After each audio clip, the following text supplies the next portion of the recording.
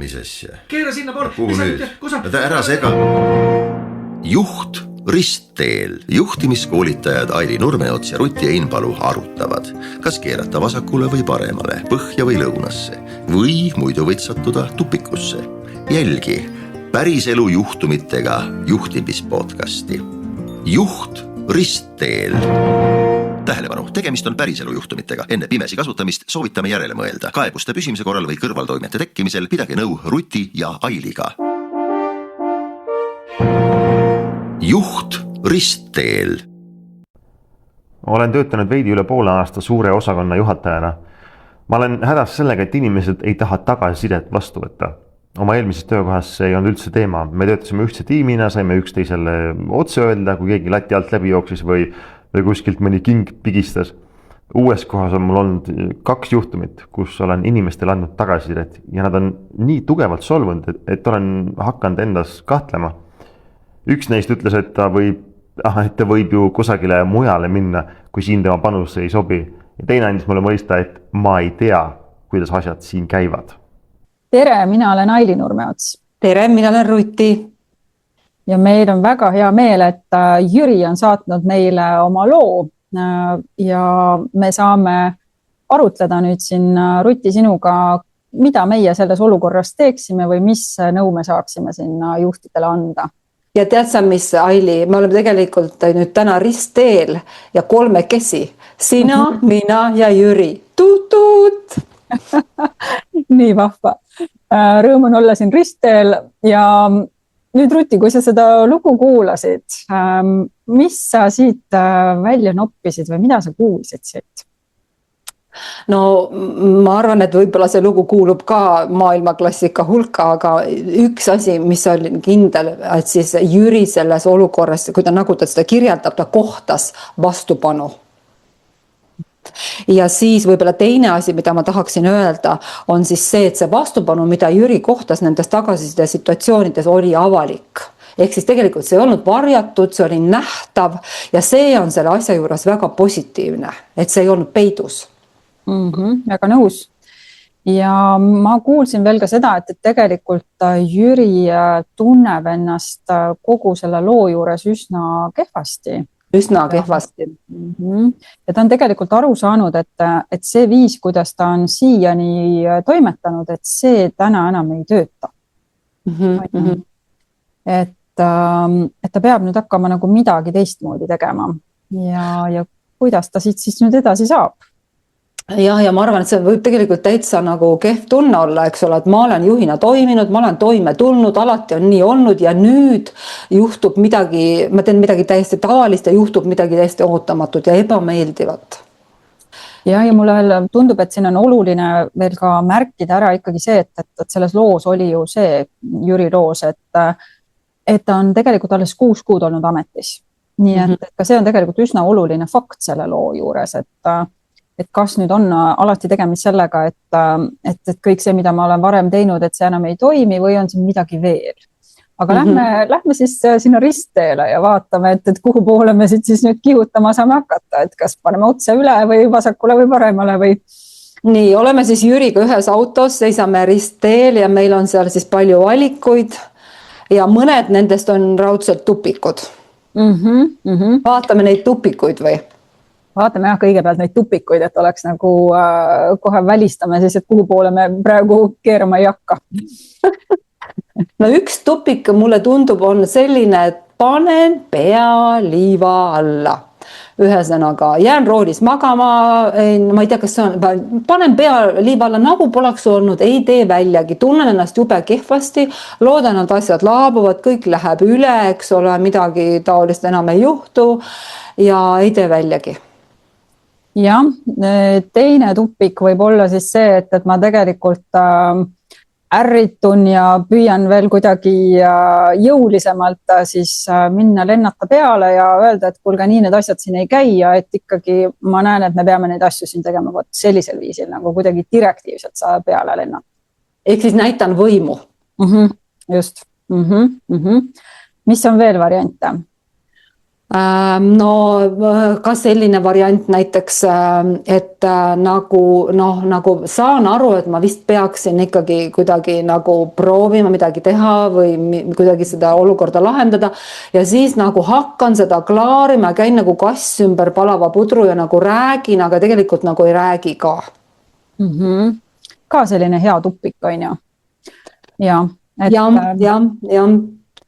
Ja oota, aga kuhu need tupikud viia võivad? Mul tuli praegu niisugune elav kujutluspilt, et ma ei räägi, aga tegelikult on mul emotsioon olemas ju sees, eks ole, ehk siis mulle need inimesed väga ei meeldi, kellega see asi juhtus aga ma kõike seda surun alla ja siis ühel hetkel toimub niisugune vulkaanipurse. Okei. Vaata siis, kuhu need tupikud siis nagu välja võivad viia, on ju, et kui see vulkaanipurse nagu toimub, et siis 2 varianti, eks ole, et kas siis need inimesed saavad selle nii-öelda vulkaanipurske nii-öelda enda peale ja mõtlevad, et selle juhiga ma küll koos ei tööta ja lähevad ise ära või see juht põleb läbi ja mõtleb, et ta ei jõua enam oma võimu kuidagi siin nagu peale suruda ja mõtleb, et kuulge, et mulle ikkagi see organisatsioon ei sobi, ma olen ise ära siit. Jah, aga ma arvan, et võib-olla on veel neid tupika variante, aga need on tegelikult ilmselt väga sageli need variandid, mida me tegelikult kasutame. Paraku küll ja need juhtuvad siis, kui me panemegi otse juhina sealt ristelt üle, sinna tupiku märk on, me ignoreerime seda, aga me ikka paneme nagu, vajutame gaasi ja läheme muudkui edasi. Okay. Mis siis selles olukorras tegelikult võiks teha?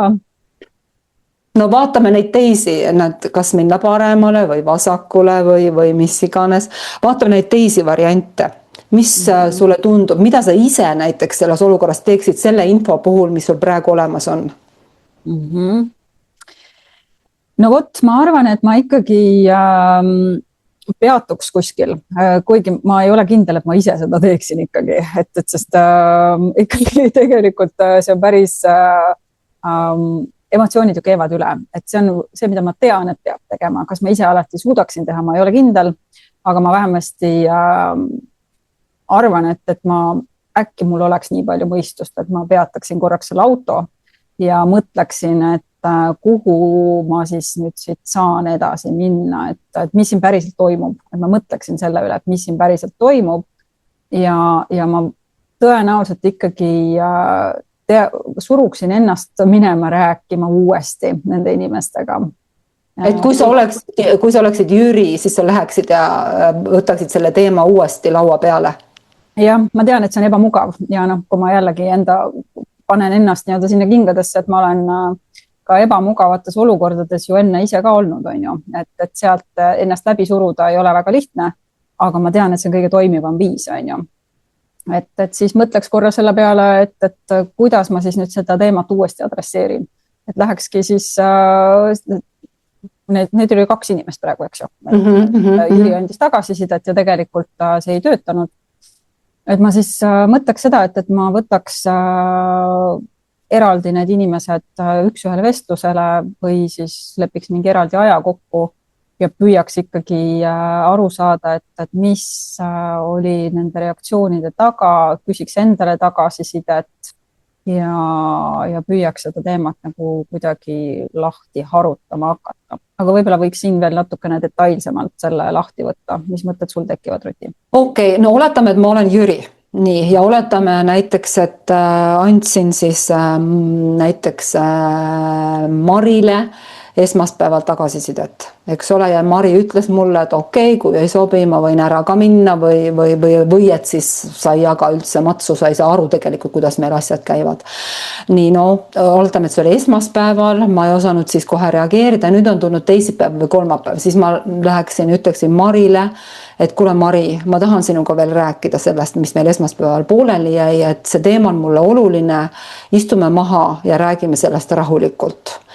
Ma tahan kuulda, mida sina arvad, ma tahan, et sa kuulad, mida mina ütlen, et me jõuame siis nagu ühisele arvamusele, nii et sina oled happy ja mina olen ka happy.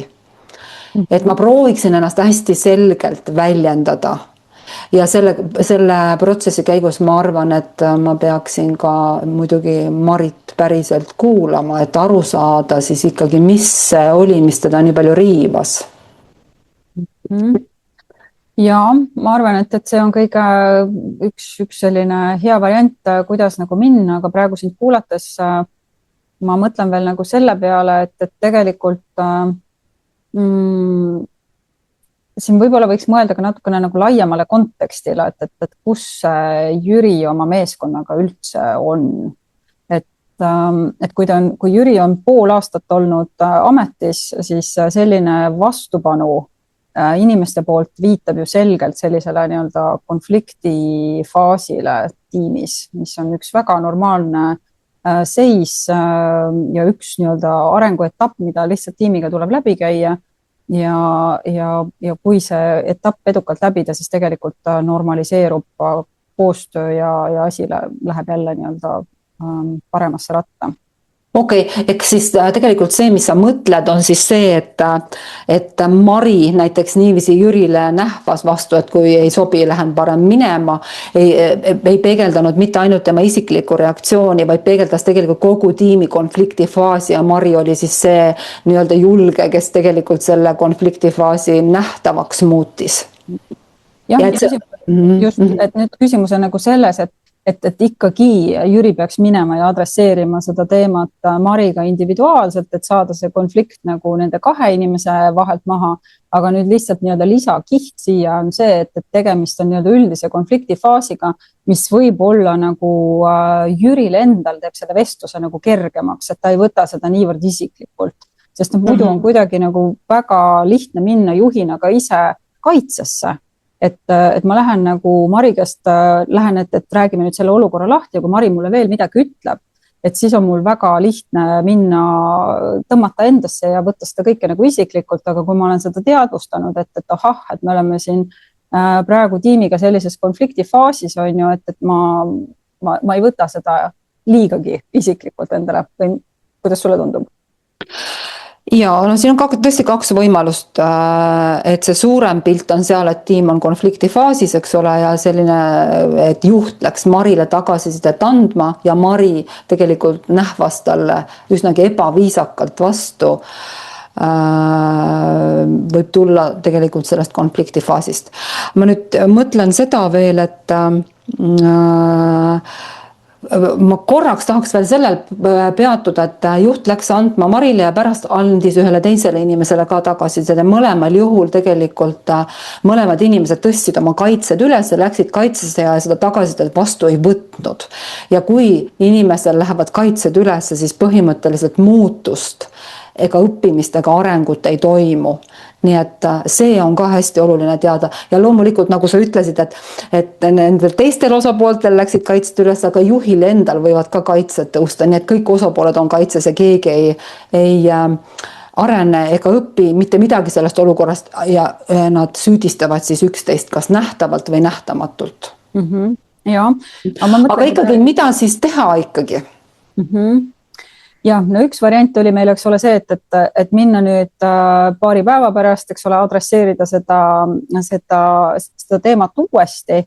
Kas me näeme, et on veel nagu mingisuguseid konstruktiivseid lahendusi, kuidas mitte sinna tupikusse sattuda? Et kas kui nüüd mitte minna adresseerima seda niimoodi üks ühele, mis variante veel siin huvitav oleks?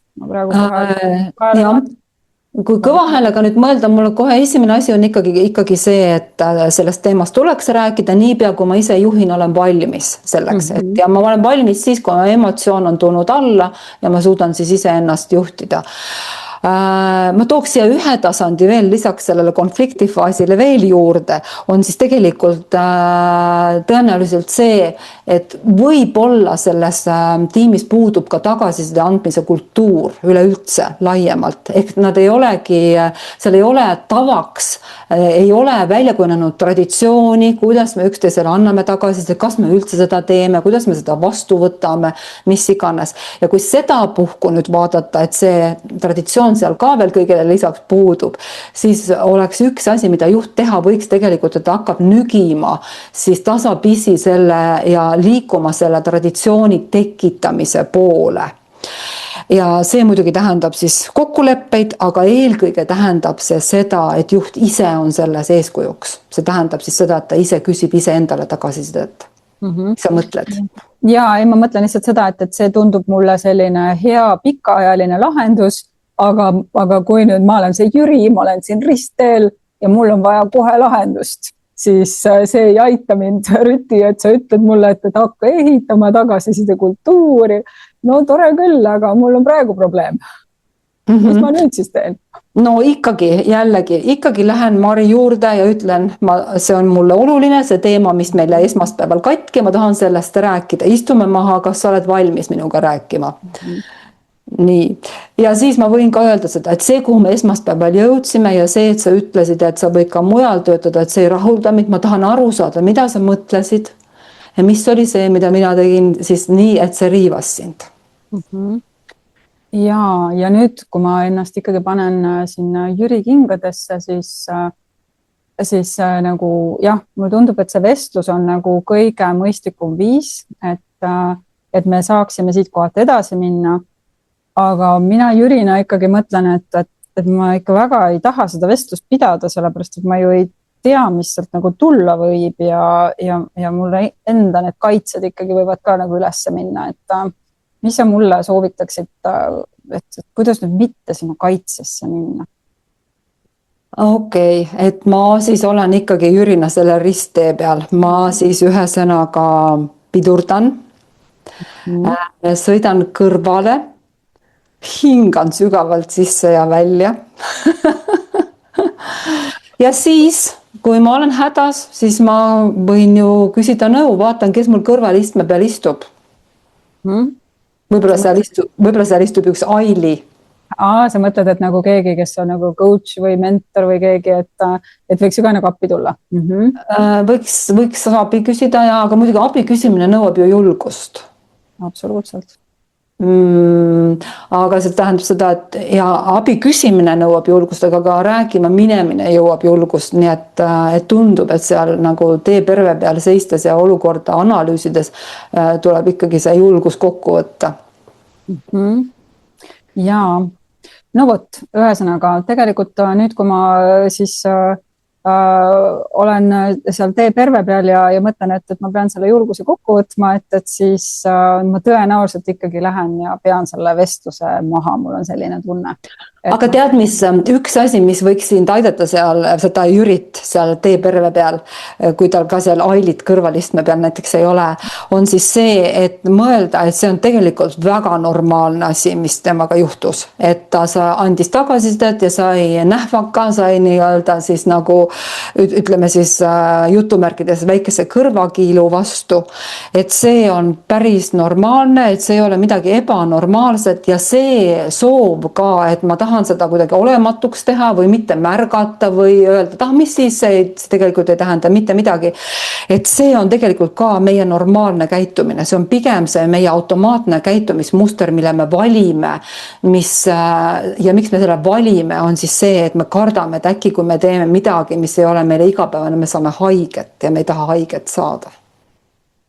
Ja see kõlab väga lohutavalt ausalt öeldes, et ma tean, et kui ma nüüd jälle, ma olen praegu selles loos kuidagi väga samastun Jüriga ja on tunne, et ma nüüd istungi seal teepervel ja mul on kohe lohutav kuulda, et sa ütled, et see kõik on nagu normaalne ja ega selles olukorras tõepoolest ei ole nagu lihtne valida neid mitte automaatseid käitumismustreid ja tõenäoliselt ikkagi kõige õigem viis oleks nüüd minna siis ja see teema jutuks võtta. Sa andsid juba ka väga kenasti viisi ja soovituse, kuidas seda teha. Nii et jääb vist ainult Jürile soovida, et gaas põhja ja nüüd siis ma ei tea, kumb pool see on, parem või vasak, kuhu ta siis nüüd keerab, aga kuskile poole ta peab siit nüüd ära keerama. Ja loota selle peale ka, et ei ole musta jääd. Mis on väga praeguses ajas väga asjakohane nõuanne. Nii, okei, aga kui sa peaksid, Aili, tegema kokkuvõtte, mis sa siis ikkagi ütleksid? Ma ütleksin seda, et see tee äärde tõmbamine on üks kõige olulisemaid kohti, et mitte minna sinna automaatsetesse käitumismustritesse, vaid nagu ikkagi tõmmata ennast nagu korraks teepervele. Ja see tõesti, see rääkimine tundub ju nagu lihtne, aga samas on see ka väga-väga keeruline. Ja võib-olla nagu see ka, et nagu meeles pidada, et tegelikult on see tõenäoliselt tiim on nagu jõudnud lihtsalt nagu sellesse faasi, et on olnud paar julget, kes on julgenud mulle nagu vastu hakata. Et ma nagu ei võta neid nüüd, et ma ei lähe neid nüüd kuidagi karistama selle eest, et nad olid need esimesed julged, vaid ma vastupidiselt ma lähen ja tunnustan neid selle eest. Ja, täpselt, ja mul tuleb veel siin mõte, et ma võiks tegelikult rõõmustada, sest need, kes esimesed olid, kes vastu hakkasid, nendel on jõudu ja nendes on powerit. Ja kui nad muutuvad minu tiimi inimesteks, siis ma saan nendele hiljem toetuda. Aga ma arvan tegelikult, et võib-olla mõnikord on ikka päris okei pea liiva alla ka panna, sest mõnikord ju võivad asjad tegelikult iseenesest ka laheneda. Jaa, aga mul on selline tunne, et ma loodan väga, et Jüri saisid mõned mõtted, kuidas selle juhtumiga edasi minna ja tõmbame siis praegu siinkohal otsad kokku. Aitäh kuulamast! Aitäh! Juht, kui soovid, et sinu juhtum ristteele asetatakse ja talle õige suund leitakse, saada oma loo kirjeldus e-mailile juhtristteele@gmail.com.